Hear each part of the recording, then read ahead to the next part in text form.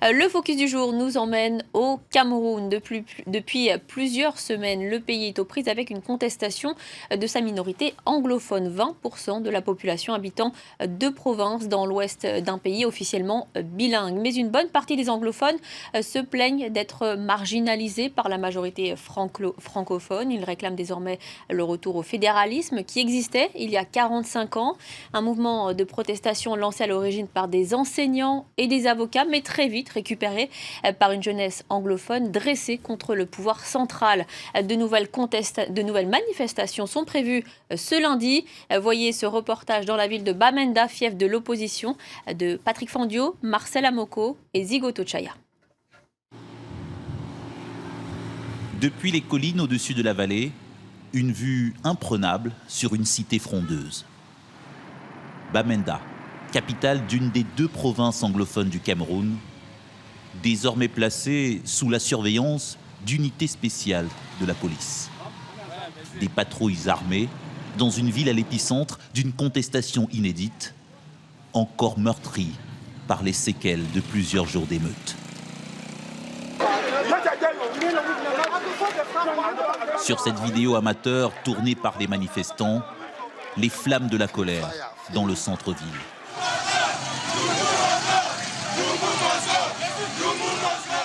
Et en tête du cortège, l'un des leaders de la protestation, Mancho Bibixi, devenu porte-voix de ces contestataires anglophones, minorité linguistique dans un pays officiellement bilingue. Quelques jours plus tard, le voici, libéré après avoir été interpellé, mais toujours déterminé à mener le combat, au nom des 20% d'anglophones s'estimant marginalisés par les francophones. Pour cet activiste, plus question de vivre dans un État camerounais centralisé. Soit on nous donne un État fédéral au sein d'une fédération, ce qui veut dire que les anglophones auront leur propre parlement, que nous aurons notre Premier ministre, et même chose du côté des francophones. Comme ça, nous, anglophones, nous pourrons élire nos maires et nos gouverneurs. Dans ce cas, nous pouvons continuer à vivre ensemble. Et s'ils refusent cette solution, alors ils devraient nous laisser le droit de tracer notre propre route, de fonder notre propre État. Et les francophones pourront rester au sein de leur république. Un État fédéral avec une administration autonome en langue anglaise, une revendication populaire dans le système scolaire anglophone, paralysé ici depuis un mois par une grève dure. Engagé dans un bras de fer avec le pouvoir, Wilfred Tassang, leader du puissant syndicat enseignant, ayant décrété la fermeture d'écoles comme celle-ci. Un mot d'ordre très suivi, et pour lui, pas question de reprise sans obtenir la préférence linguistique pour les professeurs anglophones. Nos griefs sont liés au fait que le gouvernement forme et puis nous envoie ici des professeurs francophones pour donner des cours à des élèves anglophones. Et ce qui se passe, c'est qu'ils abrutissent nos élèves, ils les détruisent. Parce que ces professeurs francophones enseignent dans une langue qui n'est pas vraiment de l'anglais et qui n'est pas non plus du français. En apparence, un retour à la normale à Bamenda.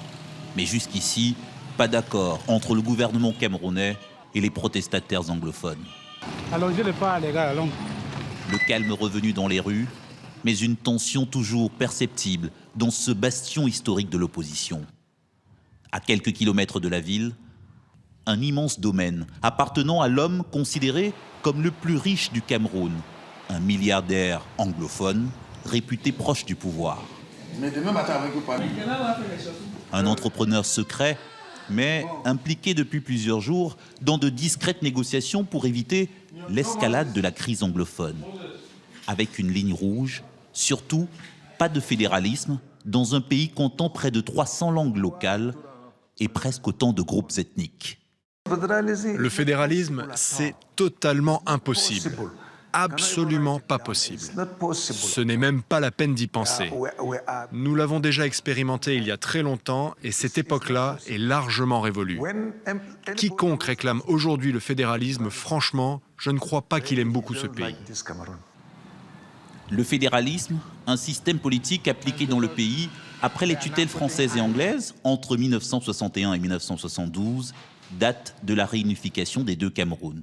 Une république unie jamais acceptée par ce groupuscule, prônant la sécession de la région anglophone.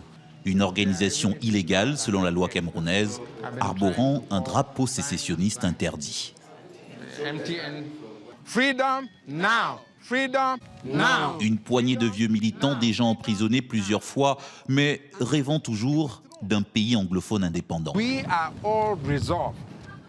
Désormais, les habitants de notre région, le Sud Cameroun, les véritables propriétaires de ce territoire, comprennent bien notre engagement et c'est pourquoi il y a une clameur grandissante qui demande rien de moins que l'indépendance. La question anglophone, désormais en bonne place dans l'agenda politique camerounais de 2017. Allez, on va plus loin avec mon invitée Julie Oono. Bonjour. Bonjour. Vous êtes avocate et chef du bureau Afrique chez Internet sans frontières. Alors ma première question, qu'est-ce qui a relancé la contestation chez les anglophones ? Oui. On a vu dans l'histoire récente du Cameroun que les contestations liées à la partie anglophone ne sont pas nouvelles. Elles datent déjà de plus de 60 ans, pratiquement depuis l'indépendance du Cameroun. Et pour comprendre cette frustration qui s'exprime régulièrement, il faut remonter à l'histoire du Cameroun. Il faut se rappeler que d'abord, ces deux Camerouns sont le produit de deux systèmes coloniaux complètement différents, qui sont le système anglo-saxon et le système francophone, et que on a découlé des différences dans le fonctionnement, dans le mode d'administration même de ces deux Camerouns.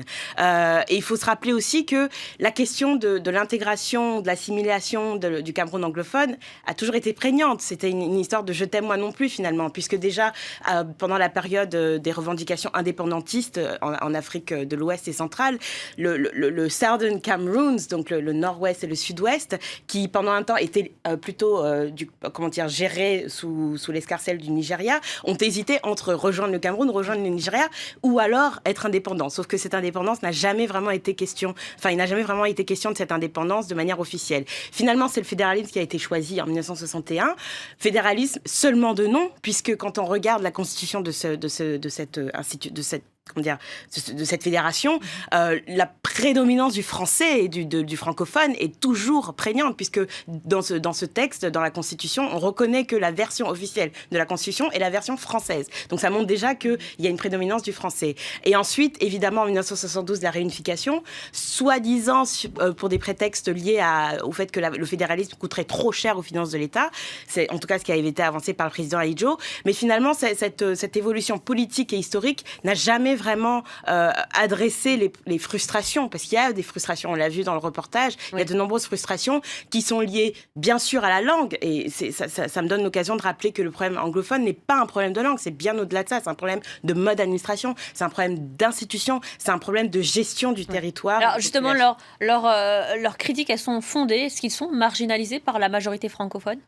Ce qui est sûr, c'est que effectivement, c'est difficile pour des citoyens qui connaissent le common law, donc le système de droit hérité du colon anglais, britannique, et complètement... C'est difficile de se faire comprendre d'une personne qui a évolué dans un système civiliste et dans un système effectivement centralisé. Il faut se rappeler que les systèmes coloniaux anglais et français, l'un prône l'assimilation, le français, et l'autre prône le self-government. Donc l'idée que chacun finalement peut décider de sa destinée à condition que cela rentre dans un projet étatique commun. Il y a dichotomie entre ces deux visions. Il faut trouver l'alchimie parfaite. Or, il se trouve que le Cameroun et les différents gouvernements camerounais n'ont pas su trouver de réponse parce que on prônait l'unification malgré tout, parce qu'on s'enorgueillait de ce bilinguisme qui effectivement est un avantage, surtout dans un monde globalisé comme au XXIe siècle. Mais en même temps, on ne trouve pas les solutions pratiques pour faire cohabiter ces deux mondes. Alors justement, le président Paul Biya, qui est resté longtemps silencieux, il s'est exprimé pour ses vœux du 31, il est resté très ferme. Est-ce que cette politique de l'autruche, ça ne va pas enflammer les choses encore ? Ce qui est sûr, c'est que vous me posiez la question tout à l'heure de savoir pourquoi est-ce que ces revendications reviennent souvent. On voit dans l'histoire récente que ces revendications reviennent à chaque fois qu'il y a contestation sociale, qu'il y a crise socio-économique. Et dans le cas du Cameroun, aujourd'hui, la chute des matières premières, le fait qu'il y a un ralentissement économique, le fait qu'il y a quelques semaines, la zone CEMAC, donc la zone qui réunit les pays d'Afrique centrale, a adopté un certain nombre de mesures d'austérité qui vont impacter les citoyens, qui vont impacter les finances. Est-ce qu'on peut assister à la fin du Cameroun unitaire ? La fin, ça n'aurait d'intérêt pour personne, objectivement, et ce n'est pas à l'agenda.